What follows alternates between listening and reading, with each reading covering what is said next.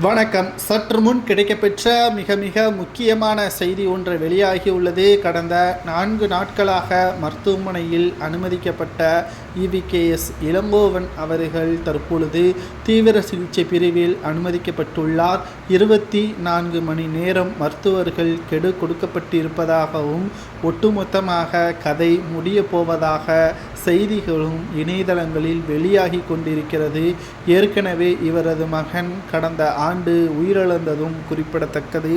அதே தொகுதியில் இவர் இடைத்தேர்தலில் போட்டியிட்டு அதிமுகவின் வேட்பாளர் 66,000 ஓட்டு வித்தியாசத்தில் வெற்றியடைந்தார். காங்கிரஸ் வேட்பாளராக களம் இறக்கப்பட்டு தற்பொழுது வெற்றியடைந்ததிலிருந்து தற்பொழுது வரை வீட்டிற்கும் மருத்துவமனைக்கும் தான் சென்று வருவதாக தொகுதி மக்களே பேசும் பொருளாக மாறியிருக்கிறது. இந்த நிலையில்தான் இவர் மீண்டும் வந்தாலும் ராஜினாமா செய்து விடுவார் என்றும் அவரது உடல்நிலையை கருத்தில் கொண்டு ராஜினாமா செய்து விடுவார். இதனால் இந்த ஆண்டு இறுதிக்குள் இடைத்தேர்தல் வருவதற்கான வாய்ப்புகள் இருக்கும் என்றும் எதிர்பார்க்கப்படுகிறது.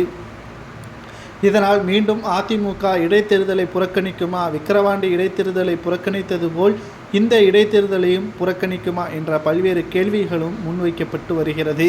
மேலும் ஒரு சிலர் அதிமுக ஒன்றாக இணையும் வருகின்ற டிசம்பர் 15ஆம் தேதி அதிமுக ஒன்றிணைவதற்கான ஏற்பாடுகள் தான் செய்யப்பட்டு வருகிறது என்றும் இந்த செயற்குழு கூட்டத்தில் OPS, வைத்திலிங்கம், மனோஜ் பாண்டியன் நிச்சயமாக கலந்து கொள்வார்கள் என்றும் கூறப்படுகிறது.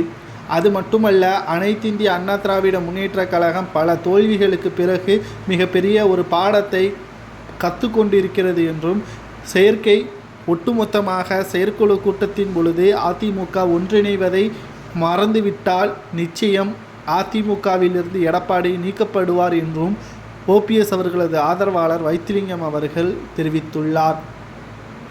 அனைத்திந்திய அண்ணா திராவிட முன்னேற்ற கழகம் வெற்றியடைவதற்கான அனைத்து வழிகளும் ஒருங்கிணைந்த அதிமுகவால் மட்டும்தான் முடியும் என்பதை நாம் மறந்துவிடக்கூடாது.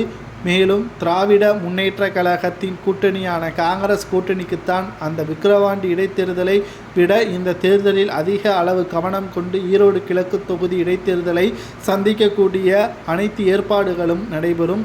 அதில் எப்படியாவது அனைத்திந்திய அண்ணா திராவிட முன்னேற்ற கழகம் வெற்றியடைய வேண்டும், ஒரே இலக்கு வெற்றிதான் என்பதை மனதில் வைத்துக்கொண்டு செயலாற்ற வேண்டும் என்ற தகவல்களையும் நம்மால் பார்க்க முடிகிறது.